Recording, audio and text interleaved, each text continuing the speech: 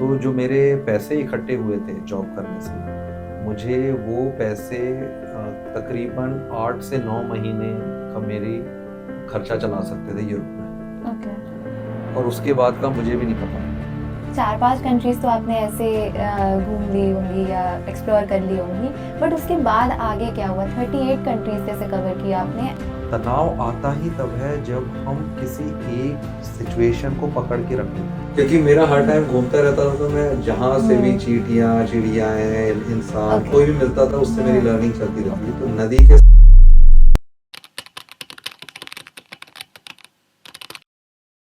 Live each day of your life as if it's your last, या फिर YOLO, you only live once, या फिर life की rat race से निकल के अपने दिल की सुनना और अपनी शर्तों पर अपनी ज़िंदगी जीना। ये सब चीज़ें हमने सिर्फ मूवीज़ में देखी है ना, सिर्फ मूवीज़ में देखी है, स्कूल में पढ़ी है, स्कूल में भी नहीं पढ़ी है, बट सिर्फ सुनी है। तो मैं आज आपको ऐसी एक शख्सियत से मिलवाने वाली हूँ जिन्होंने ऐसे ही अपनी ज़िंदगी जी है और आगे भी ऐसे ही जी रहे हैं, जिन्होंने दुनिया की रैट रेस छोड़ के, अपनी वेल पेड कॉर्पोरेट जॉब छोड़ के अपनी दिल की सुनी और खुद को ढूंढने के लिए उन्होंने इस दुनिया में 38 कंट्रीज़ एंड 4 कॉन्टिनेंट्स घूम ली। उनकी स्टोरी हम जैसे स्ट्रगलर्स के लिए, न्यू एंटरप्रेन्योर्स के लिए और सभी यंगस्टर्स के लिए बहुत इंस्पायरिंग है। सो आई होप आपको ये वीडियो पसंद आए। Before any further ado, let's dive into the video. Hello Deepak, welcome to my channel. ये आपने कैसे किया and what is the story behind leaving your job? Like you are an inspiration for so many people, like जो stress में और rat race में भाग रहे हैं, and like how successful you are after doing that. Thank you for inviting me over here. मेरा ज़्यादातर समय यंगस्टर्स के साथ बात करने में जाता है, और ये सवाल बहुत आम निकल के आता है कि हम कैसे यहाँ से जिसमें हम फंसे हुए हैं उसमें हमारा मन नहीं लग रहा है, लेकिन हम उससे निकलें कैसे। मेरी जो यात्रा शुरू हुई इससे निकलने की, जो एम्बियंस में मैं काम कर रहा था वहीं से निकला था।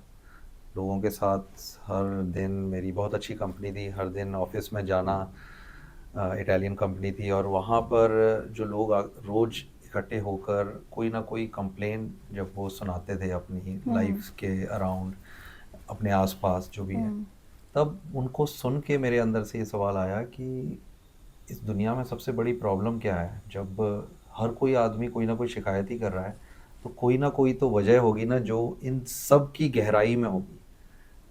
तो मैं उस यात्रा में निकल गया कि वो सवाल क्या है और वो सवाल का उत्तर क्या है। तो आपको मिला वो सवाल? बिल्कुल मिला। सवाल मेरे को तो ये था कि जो इस दुनिया में सबसे गहरी प्रॉब्लम क्या है, सवाल तो ये था।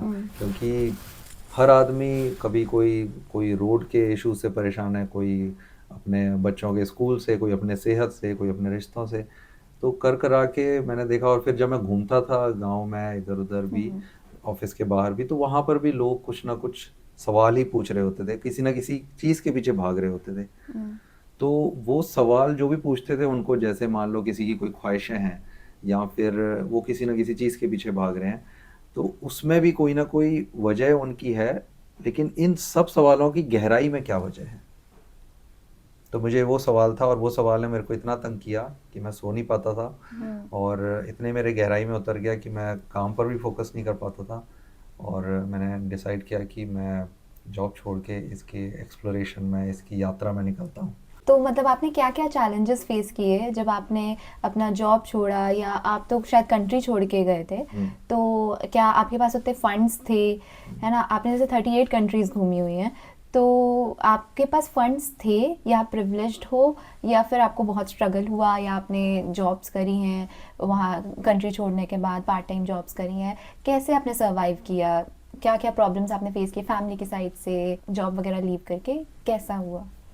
मैंने जो नौकरी की वो 2 साल 8 महीने टोटल नौकरी की मैंने, जितना समय था इंडिया में? केवल, हाँ, जिस ओके। कंपनी में, इटालियन कंपनी में। और वो बहुत अच्छी कंपनी थी, और वो छोड़ते समय मैंने अपने आप को ये कहा कि मैं आगे से किसी भी नौकरी में नहीं जाऊंगा, क्योंकि मेरे को ये बंधन महसूस होता है। मेरे को एक आज़ादी से अपने सवाल को ही एक्सप्लोर करना है, और वही ज़िंदगी जीनी है। तो जब मैंने ये कह के छोड़ा, और मैंने कहा कि कोई भी नई चीज़ अगर सीखनी है तो आपको आपके कुएं के मेंढक से बाहर निकलना, कुएं से कुएं में जो मेंढक बन के बैठे हुए हैं उससे बाहर निकलना पड़ेगा। तो मैंने डिसाइड किया कि मेरे को कंट्री भी छोड़नी पड़ेगी। तो अच्छा। इसलिए मैंने फिर विदेश में, यूरोप में मैंने एक स्टडीज़ में अप्लाई किया और वहाँ पे मेरा सिलेक्शन हो गया। तो मेरी यात्रा शुरू हुई इन्वायरमेंट सेक्टर से, क्योंकि मेरे को उस टाइम की 2010 की बात है ये, उस टाइम पे मेरी जितनी समझ थी, मुझे ये लगा कि इस दुनिया में जितनी भी समस्याएं हो रही है वो वातावरण में हो रही हैं। हर कोई आदमी परेशान इसलिए है क्योंकि उसका इन्वायरमेंट दूषित हो रहा है। तो मुझे ये समझ आया और मैं उसमें कूद गया। तो मैंने फिर पढ़ाई भी इन्वायरमेंट मैनेजमेंट की डेनमार्क से और पोर्चुगल से, और वहाँ जाके मैंने अपने सवाल के साथ ही बना रहा, हर समय मेरा इसका एक्सप्लोरेशन चलता रहा। तो जो मेरे पैसे इकट्ठे हुए थे जॉब करने से, मुझे वो पैसे तकरीबन 8 से 9 महीने का मेरी खर्चा चला सकते थे यूरोप में। ओके। और उसके बाद का मुझे भी नहीं पता था। और मैंने उस अनजाने एक समुंदर में छलांग मार दी थी, ये सोच के कि 8-9 महीने के समय है, 8-9 महीने में कुछ ना कुछ निकल के आ जाएगा। मेरा एक दोस्त था मेरी कंपनी में, उसने भी यही बात बोली थी कि कहीं पर भी जाएगा पूरी जान शिद्दत के साथ काम करेगा तो अपने आप ही कोई ना कोई रास्ता निकल के आ जाएगा। तो अच्छा। उस विश्वास के साथ कि कुछ ना कुछ निकल के आ जाएगा, मैं उस यात्रा में चला गया। कोई लोन नहीं, कोई और बैकअप नहीं, कभी किसी पेरेंट से कहीं से भी पैसे नहीं लिए मैंने। उसके बाद मैंने बस वहाँ जाके मैं इस फील्ड में डूब गया पूरा। तो जैसे आपने कभी जॉब नहीं किया तो फिर कैसे आप, मतलब 8-9 महीने के बाद आपने कैसे सरवाइव किया वहाँ पे? सो 8-9 महीने में क्या हुआ कि उस टाइम पर जो मेरा पैशन था, डिटर्मिनेशन था इस फील्ड के को लेकर, वो मेरे प्रोफेसर्स ने सेंस करना शुरू किया। उन्होंने जब देखा कि इतना शिद्दत, इतना ये किसी ना किसी प्रोजेक्ट में करना चाहता है, तो उन्होंने खुद ही मेरे सामने अलग अलग मौके रखने शुरू किए, अपॉर्चुनिटीज़, कॉन्फ्रेंसेस के कई एक्सपोज़र, कई जगह उनका मेरा स्किल डेवलपमेंट के। तो उन्होंने ही मेरे को फिर पोलैंड कभी भेजना, कभी कैलिफोर्निया भेजना, कभी यूरोप में, जर्मनी में भेजना। तो ऐसे करके मेरा चलता रहा। फिर जब मेरे 7 महीने पूरे होने को आए थे तकरीबन, उस टाइम पर मुझे एक स्वीडन की कंसल्टेंसी ने रीच आउट किया, क्योंकि मेरा प्रोफेसर जो है वो मेरे रिज्यूम भी इधर उधर पास ऑन करते थे, और उनका प्रोजेक्ट था ज़ाम्बिया में और स्वीडन में। तो उन्होंने मेरे को कहा कि आप हमारे साथ काम करना चाहेंगे। उन्होंने मेरा इंटरव्यू लिया। उसके बाद मैंने कहा कि बिल्कुल करना चाहेंगे, लेकिन मैं जो है ज़ाम्बिया जाना चाहता हूँ, क्योंकि वो उनके लिए बड़ा चैलेंजिंग प्रोजेक्ट था और वो कल्चरली डिफरेंट था और मुझे हरे भरे एरिया में रहना था। तो ज़ाम्बिया जाने से ये होगा कि वहाँ पे खर्चे कम होंगे यूरोप के मुकाबले, और उन्होंने पूरा स्पॉन्सर किया फिर ट्रिप। तो ऐसे करके मेरी यात्रा शुरू हो गई। ऐसे करके ही मेरी पढ़ाई ख़त्म हुई 2 साल तक, 2012 तक। फिर उसके बाद जो है मैंने खुद का ही सोशल एंटरप्राइज खोल लिया। मुझे कॉन्फिडेंस आ गया कि जो भी मैंने सीखा है मैं खुद के लेवल पे कर सकता हूँ। तो फिर मैंने ग्रांट्स रेज करने शुरू किए और वो प्रोजेक्ट भूटान में था फिर। ओके। आपकी स्टोरी से ऐसा लगता है, मतलब एक बहुत बड़ा एग्जाम्पल है कि अगर आप कोई चीज़ बहुत ही अच्छे मन से चाहते हो तो आपके लिए वेज अपने आप खुल जाते हैं उस डेस्टिनी तक पहुंचने के लिए। बट आपके लिए चाहना ज़रूरी है। चाहने का मतलब ये नहीं है कि हाँ बस मन में सोच लिया ये मुझे चाहिए चाहिए। चाहने का मतलब है कि आपका उसमें इनपुट भी दिख रहा है, कि जैसे आपने बोला कि आपने अपने कॉलेज में उतना मेहनत किया कि आपके प्रोफेसर्स आपको खुद ही नोटिस करके आपको अपॉर्चुनिटीज़ देने लग गए। तो वो चाहना होता है, because you really want something, तो वो चाह आपके आपके काम में भी दिखती है। तो शाहरुख खान का बहुत फेमस डायलॉग है, किसी चीज़ को बड़ी शिद्दत से चाहो तो पूरी कायनात उसको तुमसे मिलाने की कोशिश करती है। आपने बिल्कुल उसको सही प्रूफ किया। मतलब आप कि डेस्टिनी ने आपकी हेल्प की है बिकॉज आपके अंदर वो डेडिकेशन था। मैं जैसे अपनी यात्रा को देखता हूँ तो मुझे जो मोटिवेशन, जो उसने मुझे पकड़ के रखा, कहीं भी हिलाया नहीं। डिस्ट्रैक्शन तो बहुत है समाज में, इधर उधर कभी। उस टाइम पे सोशल मीडिया और इतना कोई मेरे पास स्मार्टफोन भी नहीं था। मेरी वैसे जो जॉब थी, जो मेरी पहली जॉब थी, मैं पहले स्मार्टफोन पर ही काम कर रहा था जो मेरी दिल्ली में जॉब थी। अच्छा, इंडिया ओके। में जॉब थी। I was designing the features for the first smartphone, जो कि नोकिया ने लॉन्च किया था उस टाइम पे 2010 में।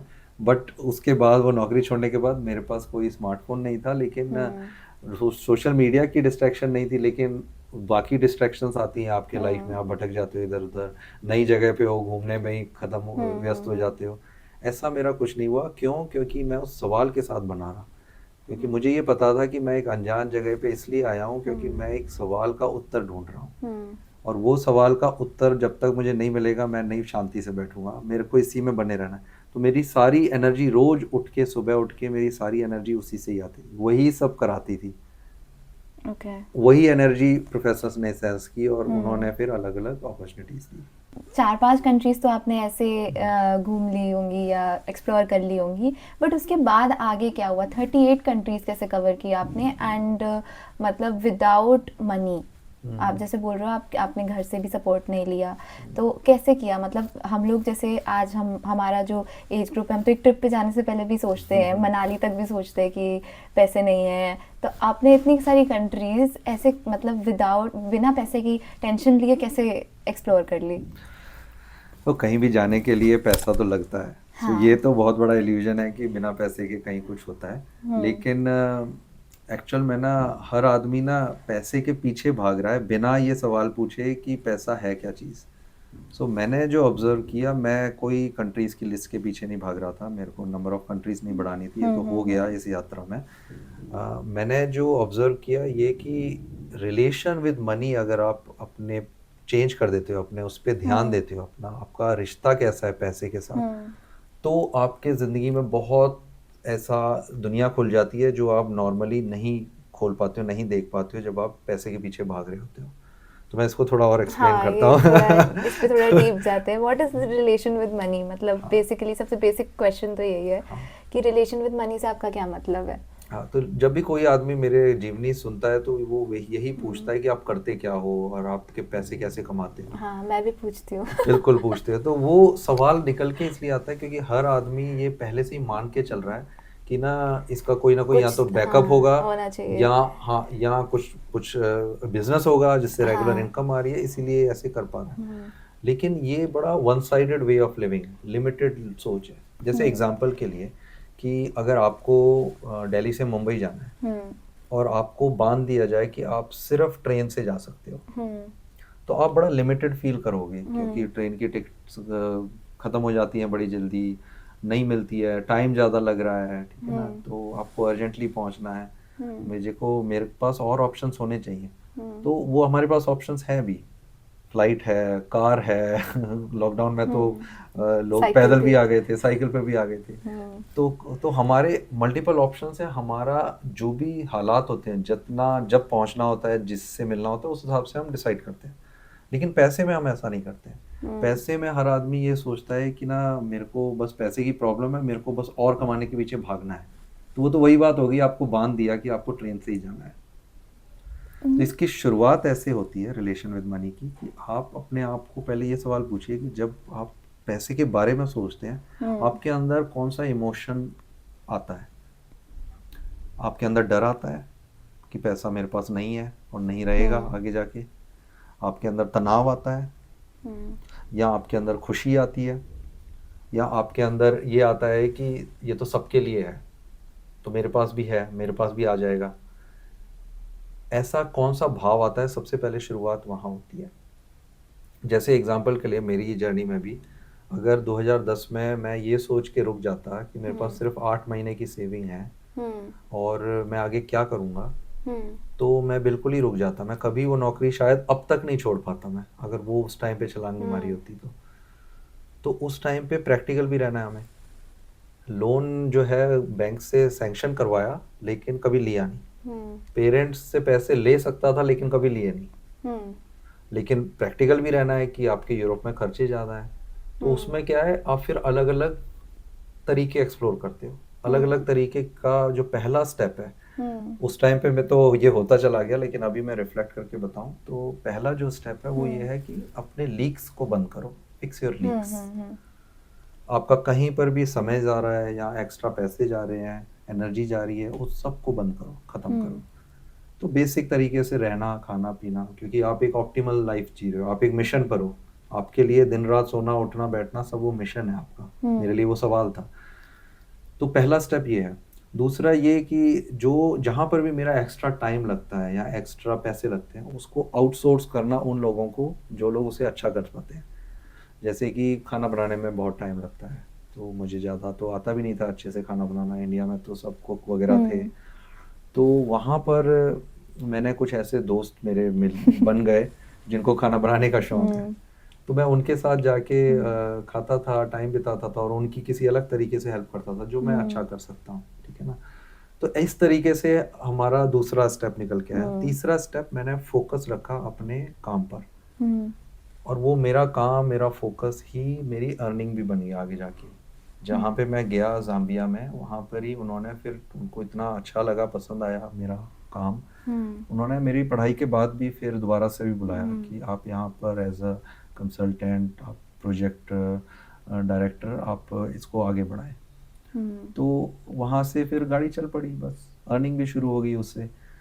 और जो बाकी कंट्रीज़ हैं, वो कंट्रीज़ में जाना इसलिए हुआ क्योंकि जो मैंने भूटान का प्रोजेक्ट शुरू किया, उसके लिए मैं अलग अलग जगह पिच करता था, अपना प्रेजेंटेशन देता था। तो उसके लिए किसी किसी जगह पे अवार्ड्स मिलते थे, अवार्ड्स के लिए बुलाते थे, कई किसी जगह पे प्रेजेंट करने को बुलाते थे, किसी किसी जगह पे तो यंगस्टर्स को, स्कूल वालों को इंस्पायर करने के लिए बुलाते थे एज अ सोशल एंटरप्रेन्योर। तो उसके कारण बस यात्रा चल पड़ी, और देश और एक्सपीरियंस और ये सब आते चले गए मेरी लाइफ के आगे। तो एक तरीके से वांडरलस्ट है आपका।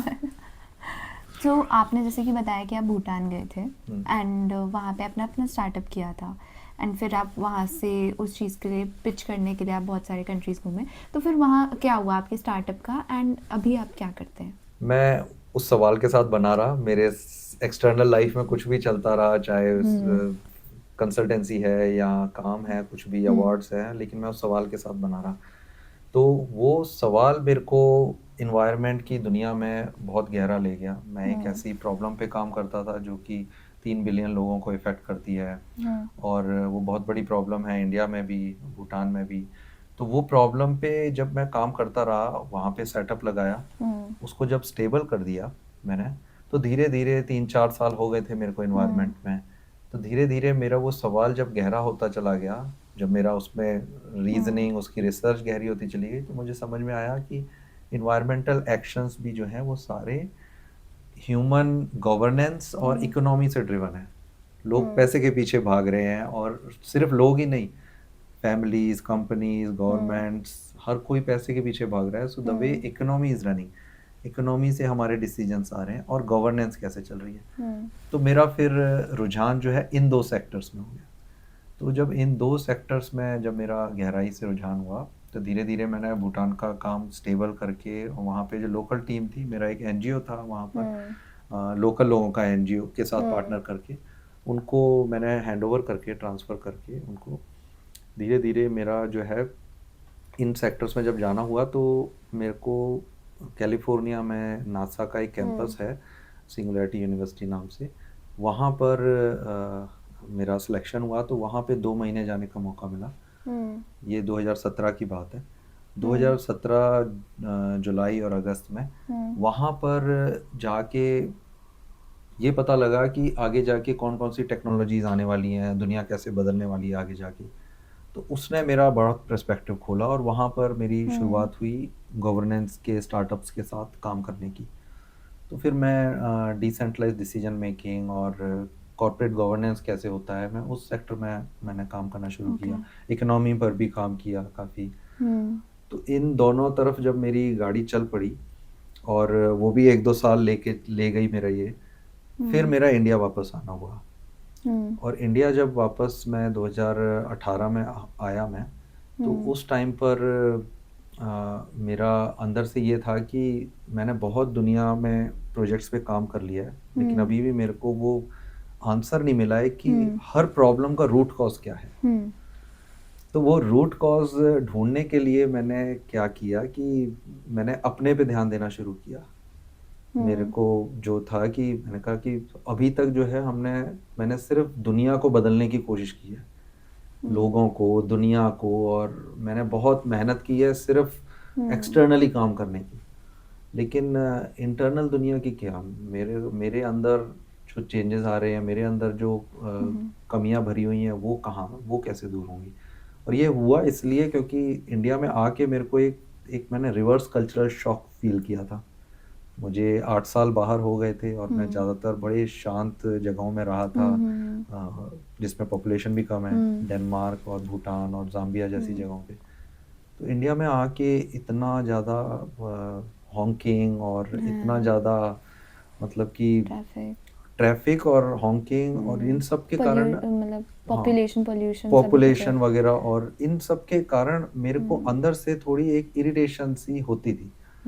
अब मैं अपने आप से सवाल पूछता था कि ये एक्सटर्नली वो आदमी अगर इतना एक्सटर्नली चल रहा है, जो भी चल रहा है मेरे सामने, उसके कारण मुझे अंदर क्यों तकलीफ हो रही है।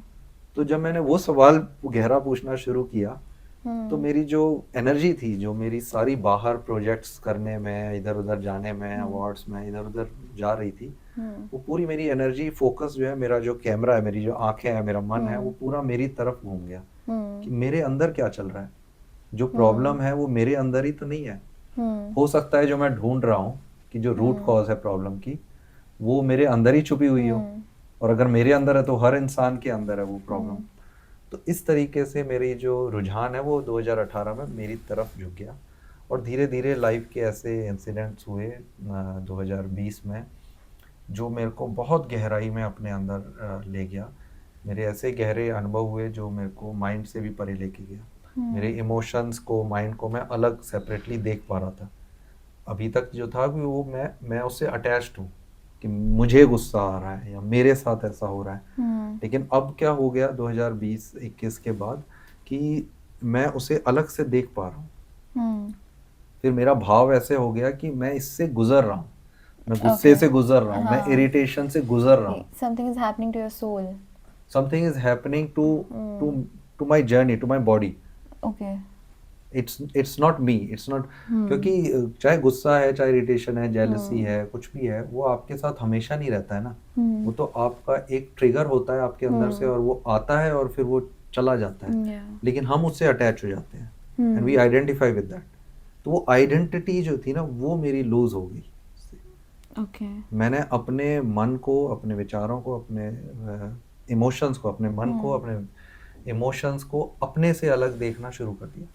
तो जब वो ऐसा हुआ तो फिर मेरा जो पुराना था, पास्ट था, वो पूरा ख़त्म हो गया। मैंने जस्ट ये लगाओ कि रीसेट हो गया मेरे लाइफ का।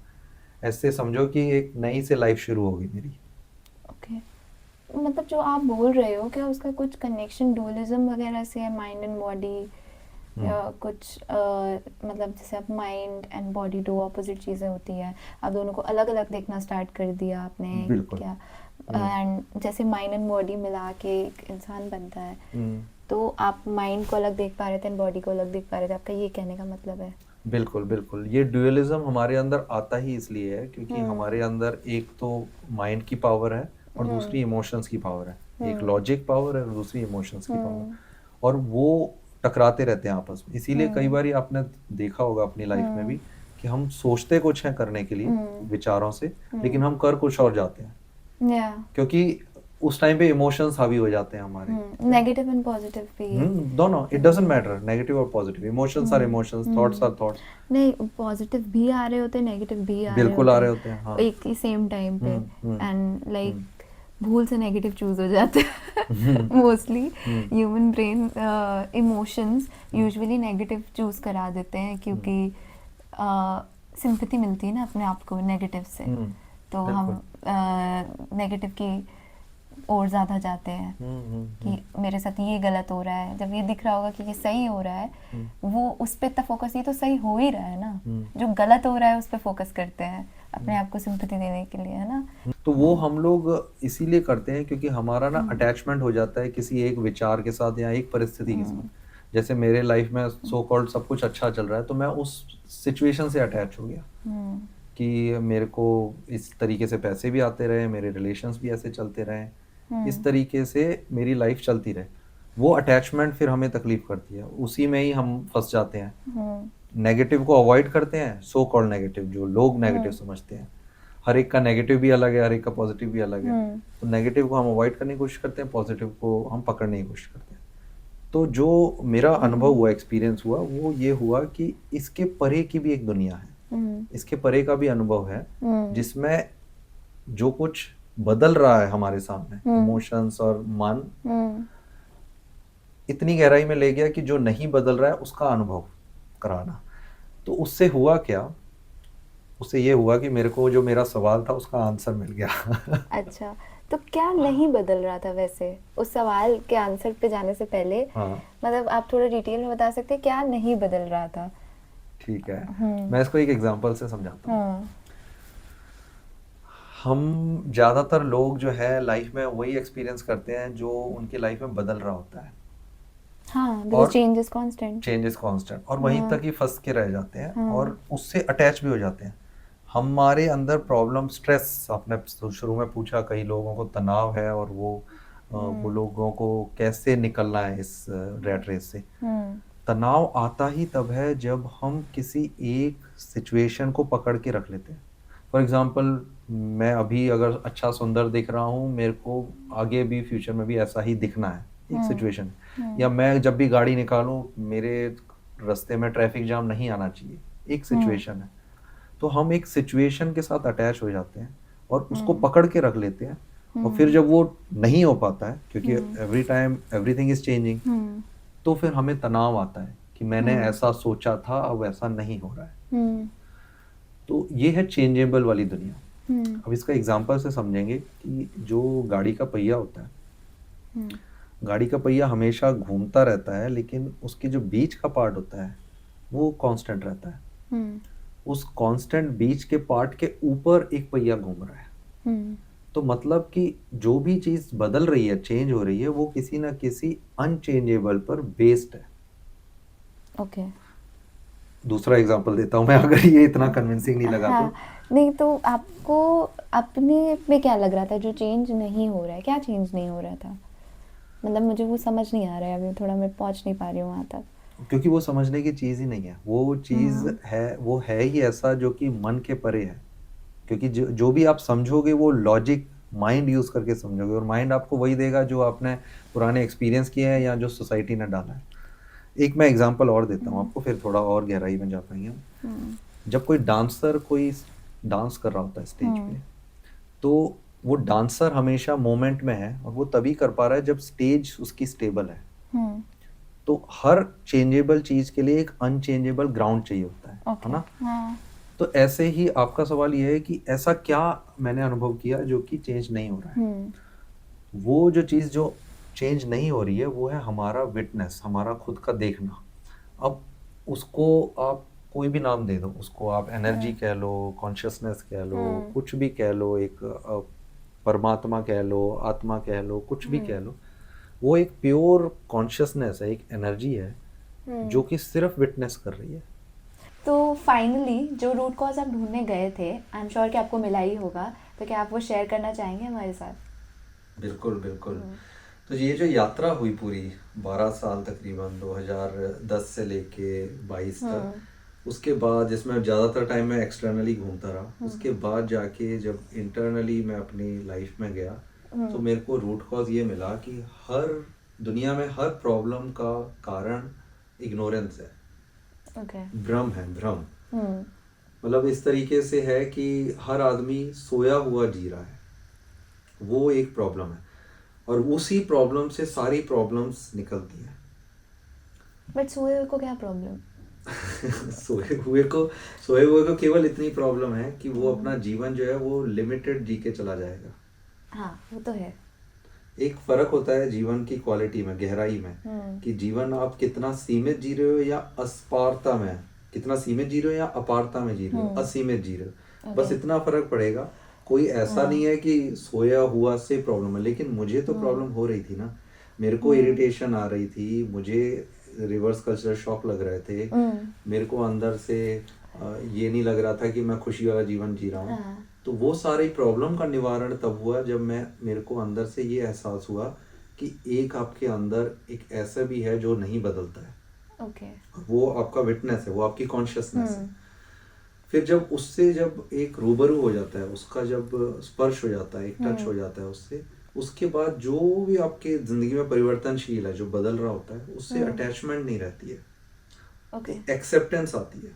तो उसके बाद हुआ क्या, ये जितनी भी मेरी यात्रा हुई, मेरे इसमें नदी के किनारे रहना बहुत हुआ है मेरा, जंगलों में नदी के किनारे रहना बहुत हुआ है। तो नदी से मैंने बहुत कुछ सीखा है, और मैं आपके साथ 3 बातें ऐसी शेयर करना चाहूँगा जो मैंने सबसे ज़्यादा नदी से सीखी नदी है। से बिल्कुल। ओके क्योंकि मेरा हर टाइम घूमता रहता था, तो मैं जहाँ से भी चींटियाँ, चिड़िया हैं, इंसान ओके कोई भी मिलता था, उससे मेरी लर्निंग चलती रहती ओके थी। तो नदी के सामने बैठ के मैंने ये जो 3 बातें सीखी हैं, वो ये है कि पहला है कि एक्सेप्टेंस।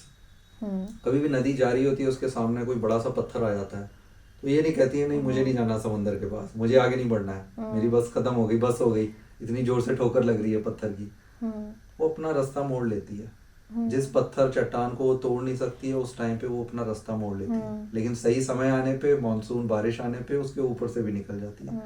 तो नदी का जो स्वीकार भाव है, हम नदी के अंदर चाहे फूल डालें, चाहे लाश की राख डालें, चाहे नारियल डालें, सब कुछ स्वीकार भाव होता है। इसी तरीके से जब हमारे लाइफ में भी ये एक्सेप्टेंस आ जाती है, वो तभी आती है जब आप चेंजेबल के बियॉन्ड कुछ ना कुछ आपने एक्सपीरियंस किया हो।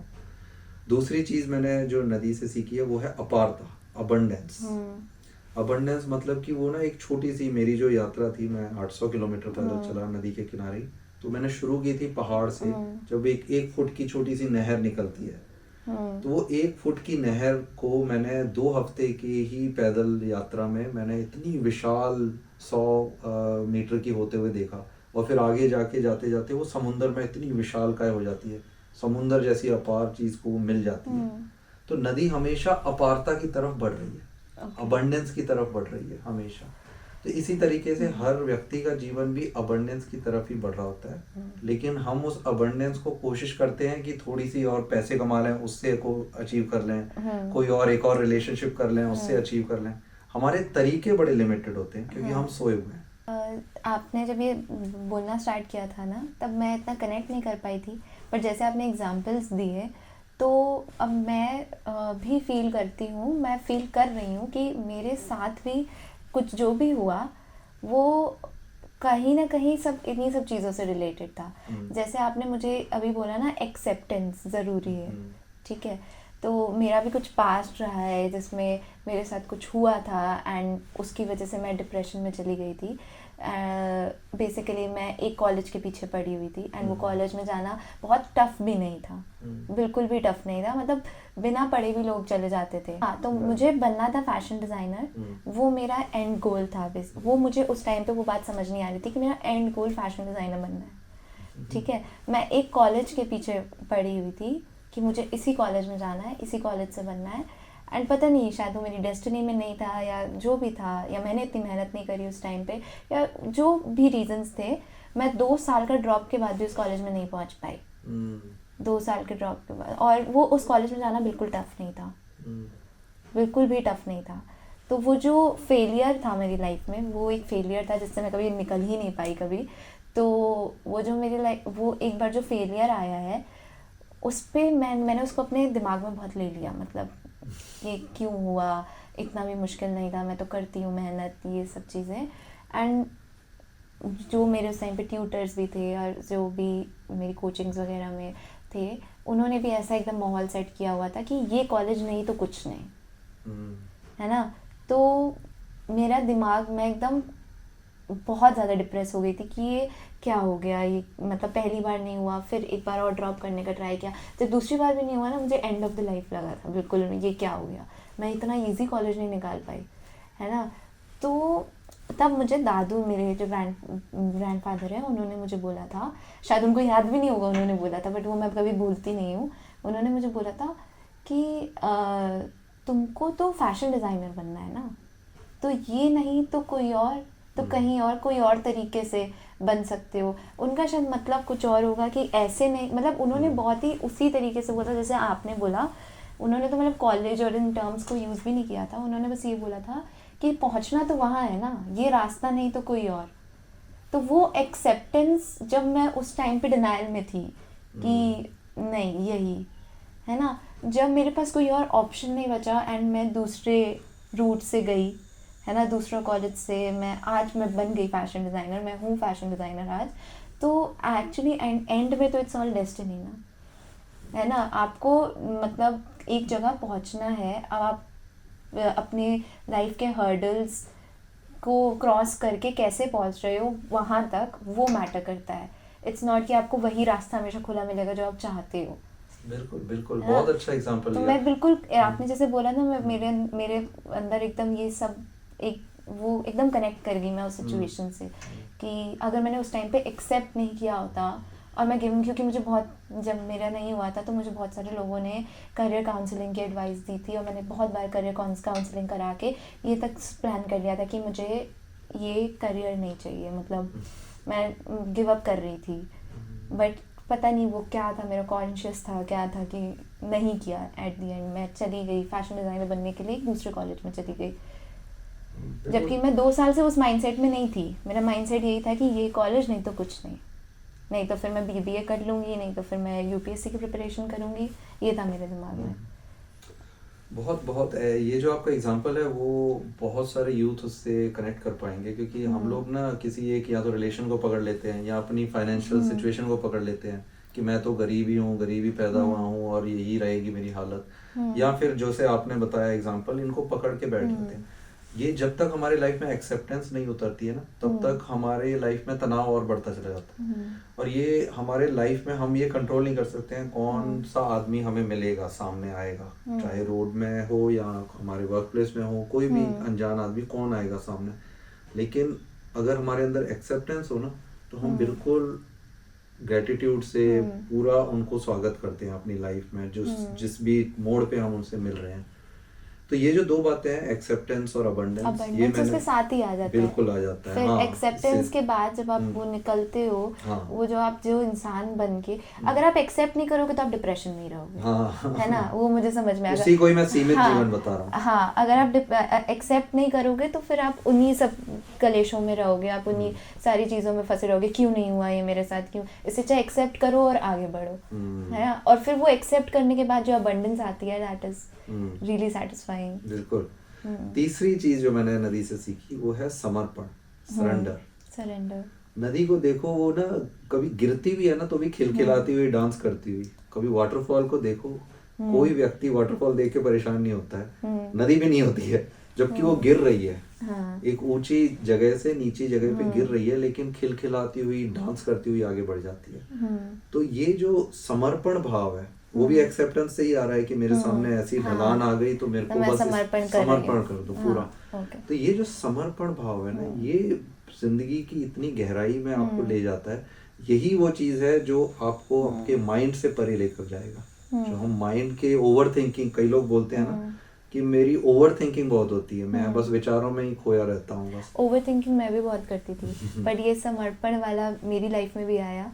ये मतलब कनेक्ट करने को बहुत सारी चीज़ें आप कनेक्ट कर सकते हो कभी भी। अब मैं जब भी परेशान होती हूँ ना, मैं थोड़ा छोड़ देती हूँ यूनिवर्स पे, गॉड पे, कि कर दिया मैंने समर्पण, अब मुझे पता है कि अच्छा होगा। मेरे अंदर से वो फीलिंग आ रही है, गट फीलिंग आ रही है कि मैं जो कर रही हूँ ना, जैसे मैंने आपसे अपना करियर का भी शेयर किया था, अभी जो चल रहा है, मैं बस गिव अप इसलिए नहीं कर रही हूँ क्योंकि मेरे अंदर वो अभी भी फीलिंग है कि नहीं होगा, अच्छा होगा, और मैंने पूरे अपने आप को उसके लिए समर्पित कर दिया। और मतलब मुझे ऐसा है कि हाँ, थोड़ी सी प्रॉब्लम्स आएंगी बट हो जाएगा।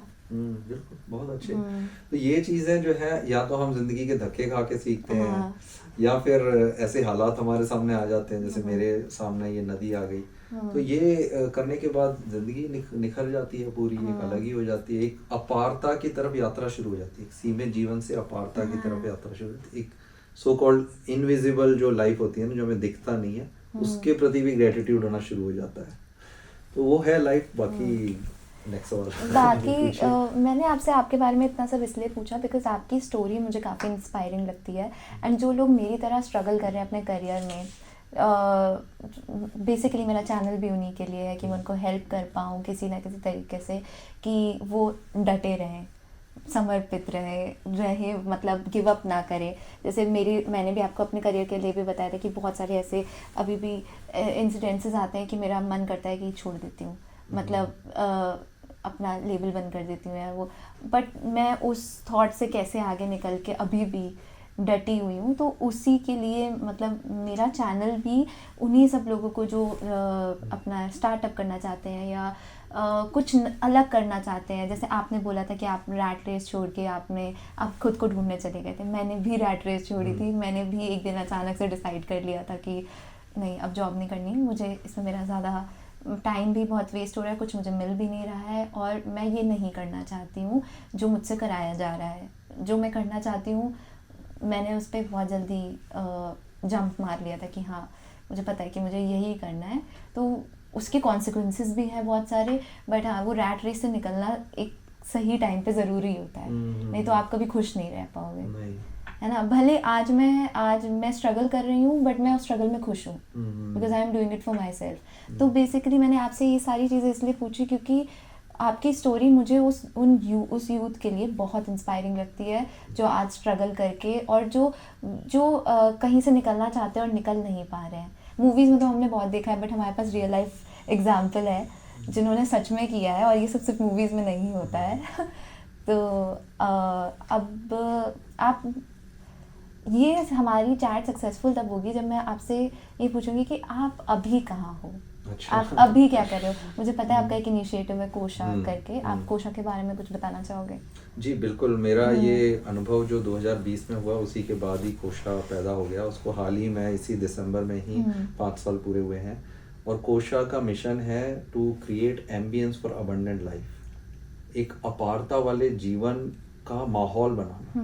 क्योंकि हर व्यक्ति के अंदर फूल तो हम नहीं खिला सकते हैं, वो व्यक्ति ही खुद ही खिलाएगा फूल, लेकिन उस फूल खिलाने के लिए जो माहौल चाहिए होता है, अच्छी खाद, शेड, पानी, उसकी प्रोटेक्शन, वो हम जरूर दे सकते हैं। तो एक अबंडेंट लाइफ का माहौल बनाने का जो भी मेरे अनुभव रहे हैं, वो कैसे बनाया जाए उसकी एक कोशिश है हमारी। वो हम करते कैसे हैं, हमारे रिट्रीट्स होती हैं, हम लोग 1-to-1 डायलॉग्स करते हैं, 1-to-1 कोचिंग, और ग्रुप डायलॉग्स होते हैं अलग अलग टॉपिक्स पे, relation with money, relation with partner, और आपका रिलेशन विद सेल्फ, और आपको फियर से कैसे हम लोग बाहर निकले, ओवरकमिंग को कैसे एड्रेस बेसिकली करें। उनको ट्रांसफॉर्मेशन में लाइक हेल्प करते हो, इन सब चीज़ों के मतलब वो इन सब चीज़ों को देखने का नज़रिया आप उनका चेंज करते हो, बिल्कुल, है ना। बिल्कुल। मतलब वो जैसे रिलेशनशिप विद मनी या पार्टनर, वो जैसे सोच रहे होते हैं, आप उनको उससे एक नया पर्सपेक्टिव बेसिकली दिखाते हो। और इसके अलावा मैं पोएम भी लिखता हूँ और कहानियाँ भी लिखता हूँ, राइटिंग भी करता हूँ। तो वो कहानी के माध्यम से, एक स्क्रीन के माध्यम से, डिजिटल मीडिया के माध्यम से हम मैसेज कैसे हम मैसेज कैसे लोगों तक स्प्रेड करें, ताकि मेरी ज़िंदगी उस सवाल ने बदल दी, ताकि हो सकता है हमारी कोशिश से, हमारे इनिशिएटिव से किसी न किसी के अंदर कोई ना कोई सवाल अंदर बैठ जाए, ट्रिगर कर जाए। उत्तर तो हर आदमी को खुद ही ढूंढना है, लेकिन हम सबकी अपनी अपनी कहानी होती है। हम एक जिसे कहते हैं ना, पोक करना, नज करना, या so poking with the questions, making people curious. तो इस टाइप का लाइफ है, जीवनी है, एनवायरनमेंट से संबंधित काम भी है हमारा। तो अभी जो भी मैं कर रहा हूँ ना, मेरी पुरानी जो भी मेरे प्रोजेक्ट्स या हिस्ट्री रही है, वो सब का एक कनेक्शन है, एक होलिस्टिक ट्रांसफॉर्मेशन है। एनवायरनमेंट से रिलेटेड भी हम काम करते रहते हैं, यंग्स लोग, यूथ लोग जुड़ते हैं उसमें। और मतलब ये काम आपको खुशी देता है? बिल्कुल बिल्कुल खुशी देता है। मतलब आपने अपनी एनर्जी को अपना पैशन, अपना करियर बनाया है। हाँ, ये बह रहा है जैसे नदी है, नदी अपने स्वभाव में, नदी का स्वभाव है बहना, ठीक है ना। उसको ये नहीं पड़ी है कि मेरे को कब समुद्र मिलेगा, जब भी मिले, मेरे को चाहे उल्टी दिशा में भी जाना पड़ जाए, स्वभाव मेरा है बहना। तो ये एक लाइफ फ्लो है, मेरे अंदर से ये सब कुछ बह रहा है। तो जब बह रहा है, जो सामने आ जाता है उसका अगर कुछ भला हो जाता है तो अच्छा है, नहीं तो हम तो बह रहे हैं अपनी तो आप अभी आज के यूथ को, जैसे मेरे जैसे लोगों को क्या एडवाइस देना चाहोगे कि जैसे हम अपने डिसीजंस को बहुत ज़्यादा क्वेश्चन करते हैं कि पता नहीं सही किया, नहीं किया, क्यों कर दिया, है ना।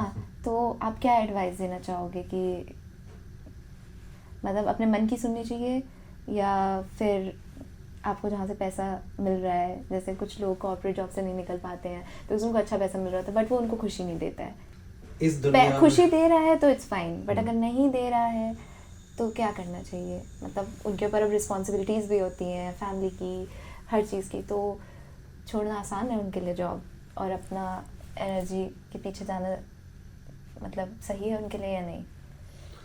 इस दुनिया में कुछ सही कुछ गलत तो गलत होता नहीं नहीं है, नहीं होता हम्म, है। हर व्यक्ति को खुद से ही निर्णय करना है क्या उसके लिए सही है। मेरा एक ही सलाह है कि जो आपने कैमरा देखा होगा ना, सीसीटीवी कैमरा, वो हमेशा पॉइंट करता रहता है, और कहीं पर भी कैमरा लगा हुआ हो तो आपका बिहेवियर चेंज हो जाता है, क्योंकि देखता है कि कोई कैमरा रिकॉर्ड कर रहा है हमें। ओके वो कैमरा जो है आप अपनी तरफ घुमाना है। आप जिंदगी ऐसे जिए जैसे कि आप खुद को देख रहे हैं, एक किसी पेड़ के ऊपर बैठ के, बिल्डिंग के ऊपर बैठ के आप अपने आप को, मूवी हाँ अपने आप अपनी मूवी देख रहे हैं, अपनी लाइफ की मूवी देख रहे अपनी हैं कहानी कि लिख रहे हैं। बिल्कुल मैं इस समय ये उठ रहा हूँ, ये बैठ रहा हूँ, ये इससे मिल रहा हूँ, ये बोल रहा हूँ। बस अपने एक्शंस, हाव भाव, स्वभाव, अपने बिहेवियर को, अपने थॉट्स को, अपने इमोशंस को आप देख रहे हैं बस।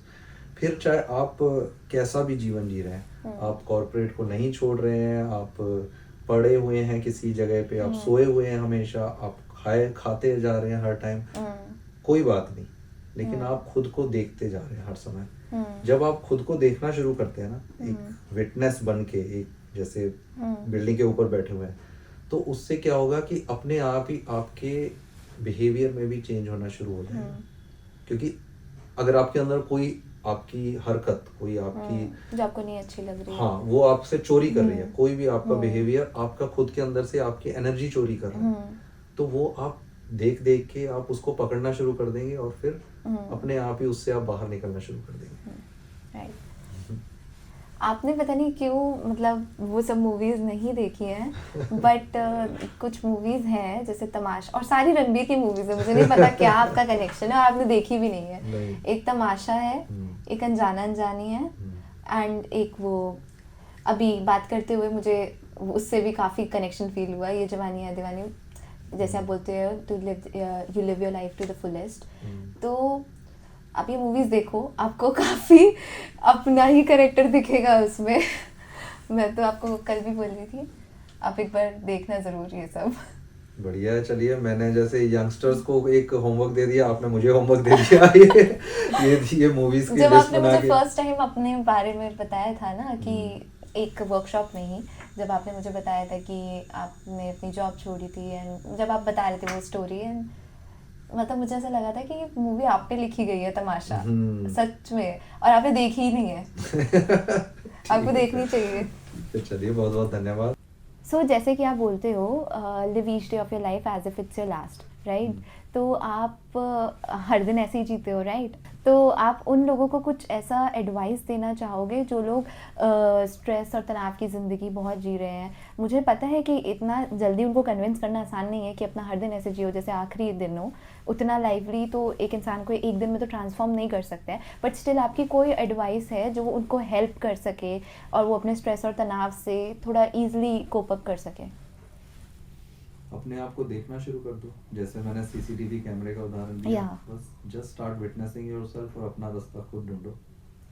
बट सबसे बड़ी एडवाइस तो यही है कि हर दिन को ऐसे देखो कि वो आपका आखिरी दिन हो, राइट? तो आप उसको वैसे देखने लगोगे तो आपका नज़रिया भी बदल जाएगा, बट ये बहुत लोग करेंगे नहीं, आई नो। ये बहुत मुश्किल काम है अपने हर दिन को ऐसे देखना कि वो आखिरी दिन हो। बट आपसे बात करके बहुत अच्छा लगा।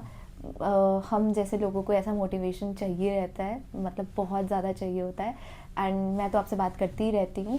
आई होप लोगों को भी काफ़ी हेल्प हुआ हो, उनको भी काफ़ी अच्छा मोटिवेशन मिला हो आपका सब सुन के, आपकी जर्नी सुन के। और बहुत ही इंस्पायरिंग जर्नी है कि मतलब कुछ नहीं से कैसे आप अपने लिए जी रहे हो और कैसे खुश हो with what ever you have, है ना? उस सब में आपने जो भी आपके पास है, आप ज़्यादा के पीछे नहीं जाते हो, एंड जो है आप उसमें कितनी अपनी लाइफ अपने हिसाब से जीते हो, किसी चीज़ में कॉम्प्रोमाइज़ भी नहीं है, राइट? एंड खुश भी हो। तो वो एक नज़रिया, वहाँ तक पहुँचने में बहुत टाइम लगेगा, but still I know it will help a lot of people. So thank you so much for coming and being my guest. I hope हम आगे और कभी भी शूट कर पाएँ और आपके पास और स्टोरीज़ हों बताने के लिए। सिर्फ स्टोरीज़ ही हमें बहुत हेल्प कर देंगी। So thank you so much.